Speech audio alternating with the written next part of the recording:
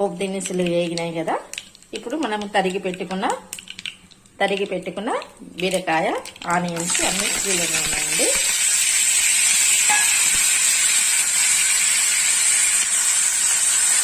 అన్నీ ఒకేసారి వేసుకోవాలి. బీరకాయ, ఆనియన్స్ అన్నీ తరిగి పెట్టుకున్నాను.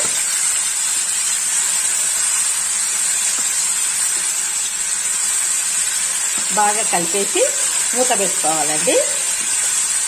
మంచిగా లో ఫ్లేమ్లో మనము వేగించుకుంటే మంచిగా మెత్తగా ఉడికిపోతాయి. ఇప్పుడు కలిపేసినాక మూత పెట్టేస్తామండి.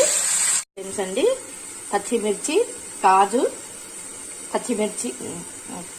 అండి, పచ్చిమిర్చి, కొబ్బరి, 2 ఆనియన్ ముక్కలు అన్నీ వేసుకోవాలండి.